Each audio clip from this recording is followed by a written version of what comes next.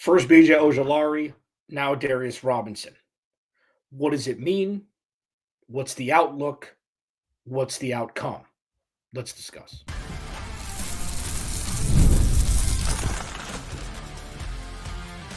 You are Locked On Cardinals, your daily Arizona Cardinals podcast. Part of the Locked On Podcast Network, your team every day. Alex Clancy here. Follow me on Twitter, Clancy's Corner _. Follow the podcast at Locked On AZ Cards. Thanks for making Locked On Cardinals your first listen, free wherever you get your podcasts and on YouTube. Part of the Locked On Podcast Network, your team every day. Today's episode, Locked On Cardinals, is brought to you by FanDuel. Now through September 22nd, all FanDuel customers give it $5. Get a 3-week free trial of NFL Sunday Ticket from YouTube and YouTube TV. Visit FanDuel.com/LockedOn to get started. So, not great news. Reports out yesterday that Darius Robinson was carted off during the closed portion of practice. Today, we find out from Jonathan Gannon it's a calf injury, and they're going through imaging today, and we'll find out, I'm assuming, later today after I've posted this, the actual outcome. I can't wait until 5 o'clock to post this. I want to get this out and then, react to it on Monday due to the severity that we don't know at this point. We do know that it's not an ACL. It's not a popped Achilles. It's not an air cast situation. We've seen with Jordan Addison earlier this year, wide receiver, or earlier this offseason, wide receiver for Minnesota. He was carted off, and it ended up being an ankle injury, and they escaped any sort of real severity. We're hoping that's the case for Darius Robinson. I'm going to discuss here in this first segment. If it's bad, what does that mean? If he's only going to miss a game or two, what does that mean? Who's going to step up, etc.? And then the Cardinals travel to Mile High to play the Denver Broncos Sunday early afternoon. Who are the players to watch in the final preseason game with all the starters sitting? There are some, and it's going to have more of an impact, especially if Darius Robinson's out on the start of the regular season, than we would have expected, I think, from the final preseason game. I'll discuss it in the final two segments. First, Darius Robinson carted off. Okay, calf injury. Jonathan Gannon said this morning in the media, we'll see. We don't know anything yet, is pretty much what he said. I got a little ticked off that it leaked from the closed practice, which rightfully so. I don't know. It's kind of a, honor among thieves when it comes to, keeping things quiet. So he was a little, frustrated that happened. But what does it mean?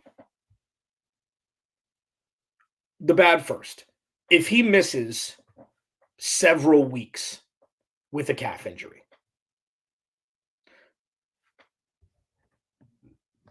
it's like in certain respects, I've discussed this multiple times, that last year's offense is this year's defense, where they're definitely a year away.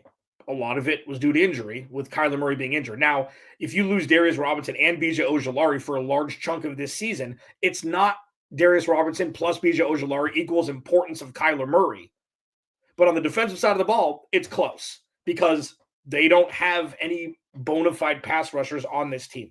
And I will, for 2 minutes at the end of this segment, acknowledge something that has been some vitriol on social media about Monty Ossenfort and not getting the criticism that some think he deserves. But I'm not going to give more than 2 minutes because I think that's all it deserves. The bad. He's out for 2 months, 6 weeks, something like that. This is the time where next man up is the only option for the Cardinals. And there are a couple guys who could potentially fill that role. One who's popped, or two, I guess, who have popped during the preseason. One, third-year player Cam Thomas. Okay, he was one of the picks. It was him and MyJ Sanders taken in the third round by Steve Keiman in his last draft, and he hasn't shown much. He's kind of a preseason warrior. He had 2 sacks last week, I believe, and he was brought in to rush the passer. And he hasn't really been able to see the field, and when he sees the field, he hasn't been that impactful. So he's a guy, next man up, will get opportunity if Darius Robinson misses time. They don't play the exact same position, but Darius Robinson is there to get after the quarterback. And that's something that the Cardinals are going to have to, find replacement for. So that's one. And then two, can Zaven Collins be the Hassan Reddick before he walked with a contract extension? Could he be that guy in his second year playing true outside linebacker? I don't know how much of it is going to be purely rushing the passer, a la Dennis Gardeck, but those are two guys they're going to have nothing but opportunity if Darius Robinson misses time. And then, the other one, the other preseason guy, Zaven Collins hasn't played, is Xavier Thomas. Like, I talk about him pretty much every show. The dude has been a vision. If you watch film on him from when he was at Clemson, I did after he was drafted, because you don't know all the players. It's like, holy macaroni. That dude can get after the quarterback. And he's going to get opportunity also. Like, I feel like at this point, he's already made the 53-man roster. He's been the best pass rusher the Cardinals have shown during this, during the preseason. And I think it'll be great. And then another guy who plays more purely defensive line is LJ Collier. I've been high on LJ Collier since they signed him. The dude splashed in Seattle. The Cardinals came over as a very sneaky signing this past, 2 off seasons ago. Got hurt, was out for the year, but the dude can ball. And he's going to be an incredible not only depth piece for the defensive line, but now if Darius Robinson misses time, he can be thrust into more of a prominent role. And then you've got guys on the interior like Justin Jones and Bilal Nichols. Like, the defensive line itself, aside from the wide receiver room and probably running back room, it's definitely the deepest position on defense. So if you're looking from a pure defensive lineman, especially on the interior outlook on this, they're covered more than other positions would be covered if they were to lose a first-round pick who was slated to be probably the starter in the position that they line him up on any specific kind of base. So that's the bad. The bad is next man up isn't so strong. The good, say he misses a week or two, you just hope that the defense can hold on. That's going to be a lot of this offseason. You just hope the defense can hold on.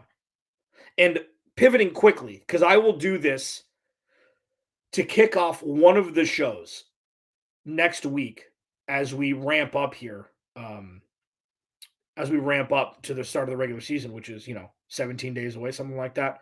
I will be doing this to kick off Monday's show next week. Does Monty Ossenfort deserve some blame for going too slow in the rebuild process? No. Stop it. Stop. Stop it. Stop it. Slow and steady wins. You think that he doesn't know this team needs more talent on defense? Do you think that he doesn't know that? Forcing the issue with a team that isn't ready to pop yet is how things crater before they're built. He could have gone out and given Christian Wilkins $100 million this offseason. He could have. Chose not to. This offseason, it wasn't the greatest group of free agents anyways for positions that the Cardinals needed. So when you look at methodical roster construction, Monty Ossenfort's doing the dictionary definition of that. This isn't, you're wasting Kyler Murray's career. Dude, he can play another 10 seasons. Quarterbacks play forever. All of the skill position players the Cardinals have are young. James Conner, Budda Baker. I mean, what you add a whole bunch of money this year. The Cardinals weren't going to win the Super Bowl this year anyways. There's not enough money on the planet under the salary cap for the Cardinals to be able to spend it to put this team in a position to win a Super Bowl this year. Wasn't going to happen. So sure, you can Jerry Jones it and try to stay relevant. You can Steve Keim it and try to stay relevant and win 7 games instead of 6 or 8 games instead of 7. But you're completely jettisoning the future.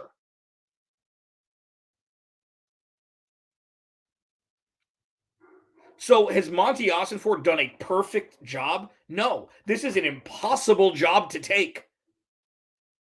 There was zero path to winning. They had little to no real talent on the defensive side of the ball. They had a hurt quarterback. And they played in one of the toughest divisions in football. And you think that it's supposed to change completely in 20 months? It's Looney Tunes. Now, if they have $40 million to spend still after next offseason, we're having a different conversation. What have I said? Every day, as you'll know this, if this is your first listen to Locked On Cardinals, thank you. What have I said? So far, so good. That's all you can quantify this by. Come this time next season, come August 23rd, 2025, we'll know if Monty Ossenfort has infused all of the money they have to spend, his prowess with scouting and scheme fits and everything like that, plus the draft in 2025, they'll have their bevy of picks if they don't make a trade before the trade deadline, and how that's infused into the roster as currently constructed. We'll know then. You can't criticize now because this is still, because it hasn't pivoted yet, one of the worst organizations in the history of sport. And you think he's going to completely change it in 18 months? What are we doing here? Slow and steady, so far so good. We'll know come week 1, 2025, what Monty Ossenfort is all about entirely. Locked On Cardinals, your team every day. Players to watch in the final preseason game. Next.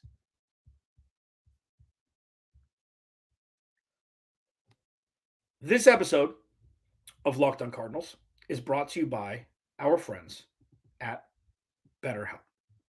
So here's the thing. When your schedule is packed with kids' activities or big work projects, whatever it is that fills your day, it's easy to let your priorities slip. Even when we know what makes us happy, it's hard to make time for it. But when you feel like you have no time for yourself, non-negotiables like therapy are more important than ever, man. Got to be able to carve that time out to take care of yourself amid your busy day, whether it be work, family, kids, whatever it may be, or both.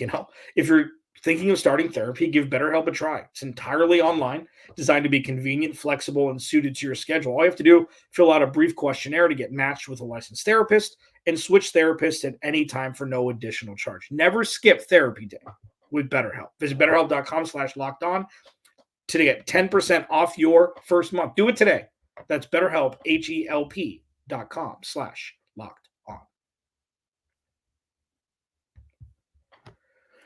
Now, for someone who eviscerated the last regime pretty much since taking over this podcast in 2017, I think that I've made it clear that I say what I think and call it as I see it. And that's not something that I should get a medal for that. I just think that there are some outlets across the country that are, soft on their teams, whether they're, the flagship station or whatever. I'm not saying Arizona. I promise I'm not. I'm just saying, like, whatever, if they have a relationship with them. The Arizona Cardinals have been notorious for not giving access and keeping everything tight to a vest and giving out false reports and false rumors to radio personalities around the valley. Like, they think that they're smarter than everybody. That was what the Arizona Cardinals were. And now things are different.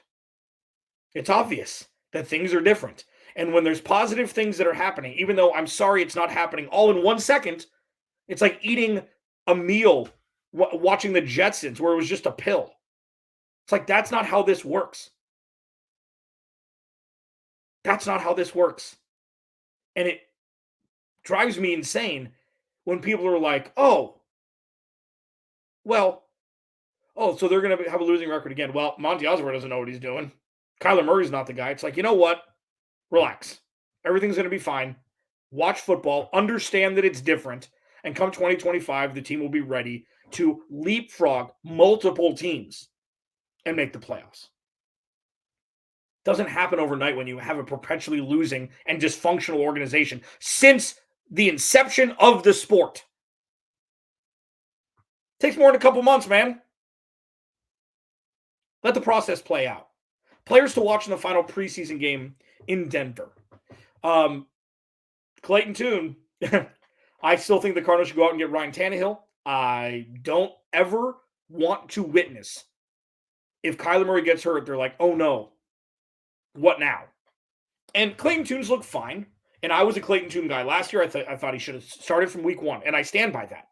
Because it didn't matter. They weren't going to win any games. And it wasn't even tanking. It's just they weren't going to win any games.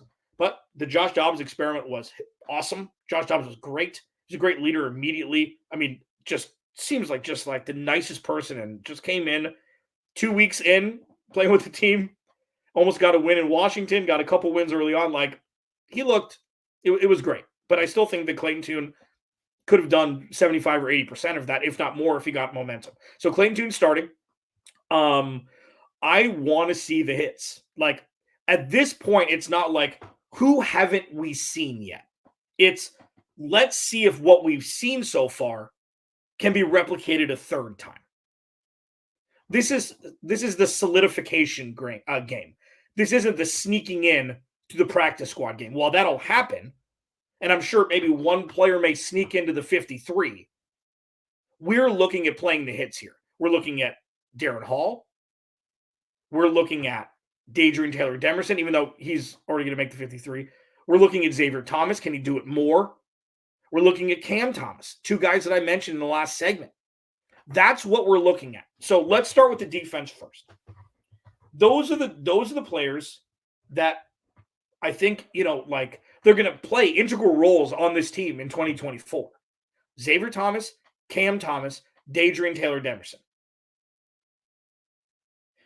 If these guys can be impact makers, at least, like, Cam Thomas has had his shot. I don't know if it's scheme. I don't know if there were just better players ahead of him. Maybe we've seen crazier things than a third-year guy go out and ball out. We've seen crazier things, okay? He was highly touted coming out of San Diego State. Like, he was a guy that, the Cardinals were expecting to add more impact than he has up until this point. But I'd love to see him ball out. Xavier Thomas just be not only a great story, but, like, the dude has one of the fastest first steps I've seen from a pass rusher that the Cardinals have had in a long time. And I know he's playing against the 2s and the 3s, but you can only take the information that you've been given and crunch that and make an opinion. He's been great. And you want to see more of that. Replicating from him would solidify, is he a day 1 situational pass rush starter? I don't know that you could say no to that if he does it again. All he's done is get behind the line of scrimmage when he's had his snaps, between 30 and 40% of the snaps he's played. Like, how do you say no to that? And then Rabbit over the top, I'm telling you what. And I've said this pretty much every time I talk about him. Every guest spot I do, whether it be radio or another podcast for a different city, whenever that name is brought up, that player, Taylor-Demerson, was on everybody's list. Yep. Wish said team would have grabbed him. Yep. We were high on him. Yep. We were high on him. So looking at a guy who can make the most impact right away of the guys who were playing in the final preseason game, I think he's the one. I think he's holding the torch for that. Now, Darren Hall's probably the best story. It's like a Greg Dortch story where it's like, is this dude going to make the squad? Because all he's done is pretty much ball out. He's a Jonathan Gannon guy. You can just tell he's a Jonathan Gannon guy. Is he going to make the 53? And I think Sunday will choose one way or the other on whether he makes 53. And you'd love to see it. Because, here's the thing, man. This defense doesn't have a whole lot of talent on it compared to the average or above average roster of proven talent They are very young. They are very, very young. You've got, again, your pillars, Buda Baker, Jalen Thompson, because you're white, Sean Murphy Bunting, kind of. And then the interior defensive lineman guys. Young guys got to pop. If they have, like, say Max Melton is a B- this year, and Xavier Thomas is a B this year, and Kazir White is an A this year, could you be looking at a top 20, top 22 defense? Maybe. This is how surprises happen in the NFL.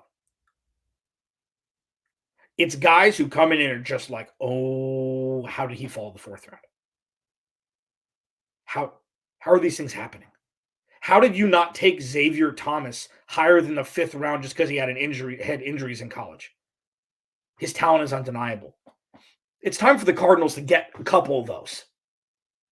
It happened with Dante Stills last year. Like, this is how. That's the cheat code. Hard work. It's not a shortcut. That's the cheat code for roster construction. Nailing mid to late round picks. If the Cardinals have a couple of them, we're going to have a completely different conversation if the offense does what it's supposed to do. If the Cardinals have a top 20 defense, they're going to be in the hunt for a playoff spot this year. And I think tying a bow on the preseason with those three guys playing, we're going to find out how big of gamers these guys are as the regular season creeps up. What about the offensive side of the ball?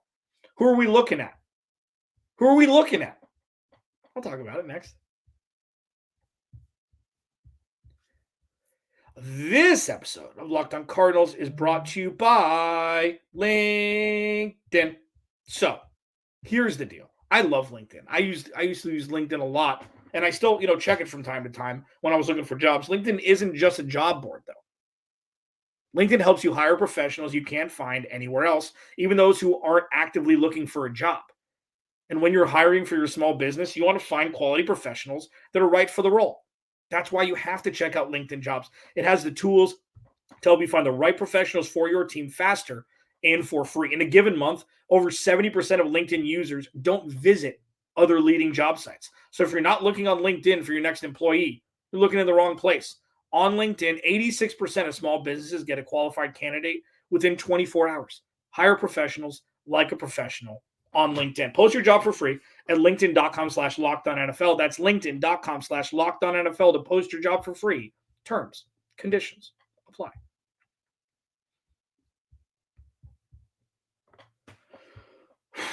We're getting closer, man. Next week is going to be so fun. No game. Obviously, you have that week off before week one. I wonder if there's going to be any sort of shift with roster construction. I don't think there's going to be any surprises regarding fringe guys. Again, we'll see what happens come Sunday. I feel like everything is written in pencil, but how about this? Everything's written on a dry erase board in marker. It can be erased, but I feel like that's going to be the dry erase board that we see for the rest, for the season start. Like, I don't see a world where Xavier Thomas isn't on the 53. He'll be on the 53. Adrian Taylor-Demerson has played very, very well. And it would just be so fun if the Cardinals could surprise some people on the defensive side of the ball. It changes the dynamic of the entire season, obviously. Those are the ones you want to win. Surprises. Inexpensive surprises early on with rookies in the mid to late rounds. That's one massive thing that the Cardinals just haven't had. It's like, all right, well, you better hope they hit on their first and second pick, which they didn't a lot of times, because the rest of the draft is going to be meh. Maybe they will this year. And understand that I know what it's been like, but that doesn't mean that that's to be expected with the new regime here. On the offensive side of the ball, I'm unsure how much Trey Benson's going to play, but he's RB2. Like, I I think that's it. We'll see what happens. Like, I feel like this is a big Amari DeMarcado and Michael Carter game. Tony Jones, maybe. I think Tony Jones is going to be the odd man out. I don't even know if they have a practice squad spot for him. Like, I don't know if the Cardinals can trade Amari DeMarcado. Like, I don't know what – you're not just going to cut Michael Carter. You're not going to cut Amari DeMarcado, obviously. I just don't know how you can have – you're not going to dress 4 running backs. So what are they going to do? Like, at this point, I'm taking Michael Carter. I know Amari DeMarcado, it's like 1 and 1A. It's 1 and 1A. But they made the decision after drafting Trey Benson that that's what it was going to be. So I don't know what the running back room is going to look like. It's a, it's an incredible problem to have. But you also kind of want to see how they can implement guys, because you want those guys to be available for you. They all bring something a little bit different. I think if Michael Carter doesn't make the 53-man roster, I'd be very surprised. I think that they would take him over Amari DeMarcado. I just don't know. I don't know what I don't know yet, because Michael Carter only played, a chunk of the season last year. Amari DeMarcado got starts when James Conner got hurt. There's just only so much you can hold credence to from last year as, directly correlated to the future. It was a kind of a throwaway year. Everybody was hurt. But the running back room specifically is what I'll be looking at. And then listen, man, you want to see progress from Isaiah Adams, whether he's playing left guard or otherwise. I think they need to start him. They need to play him for the majority of the game at left guard on Sunday. And just see what you got. See what you got. This is the depth chart game for the offensive line. I don't know how much Elijah Wilkinson's going to play. I don't know, man. The offensive line is going to be a massive, not question mark like, oh no, what have they done? But because there's so many moving parts, aside from Yalta Froholt and Will Hernandez, there's a new player in all the other 3 positions. I don't see a world where Elijah Wilkinson starts. It's going to be Evan Brown. That's everybody that I trust that's, that covers the team says it's going to be Evan Brown. Paris Johnson Jr. is going to play on the left, and then you have Yalta Froholt, Will Hernandez, and then Jonah Williams on the right tackle. But depth-wise, this is a depth game for the offensive line. Now, with the wide receiver group, it's not going to look the same. So it doesn't really matter. It's Marvin Harrison Jr., it's Michael Wilson, Trey McBride. We'll see if they can get Tip Raymond involved. I think he had 1 catch last week. But the majority of this is going to be the guys who aren't playing, obviously, starters. So, yes, depth spots, Zach Pascal, Chris Moore. Like, Zach Pascal he's going to be on the team with Zay Jones. Like, Zay Jones ain't playing. This is predominantly running back and offensive line for depth purposes. And with quarterback, Clayton Tune, like, the reports out the Cardinals are going to hold, carry 3 quarterbacks. That's fine. I would assume that's the case. All 3 of these guys, like, one thing that I will say, and I've mentioned this a little bit, it's a nuance to this, is if Kyler Murray gets hurt, at least neither Clayton Tune nor Desmond Ridder are immobile quarterbacks. And you can work with that. If you run a college RPO offense with both of these guys, and it's either the running back or one of those guys running the ball, you could score some points and stay in games. They have that skill set. Both of them do. So at least you've got that. If this was, I don't know, like that's a thing. And that's why I think that going out and signing a veteran quarterback, namely Ryan Tannehill, because there's no other real talent there, would be crucial for this team. With all of that being said, as we get into wrapping up the preseason, I understand that it's a little unsettling not knowing everything about this roster. Maybe not knowing 30% about who's going to produce what and how quickly going into the season, namely with second year and rookie players.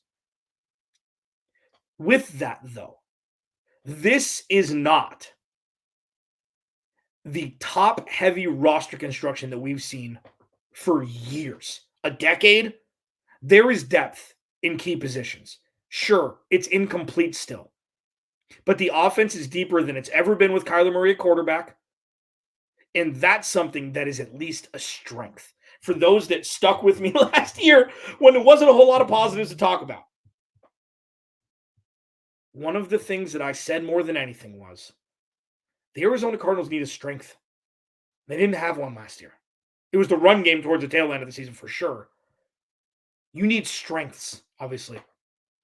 The Cardinals' offense is a strength going into 2024.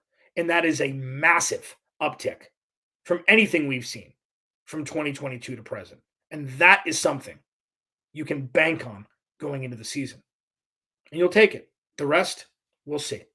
I was Lindsay, Locked On Cardinals. Remember, without you, there is no me. I'll talk to you Monday.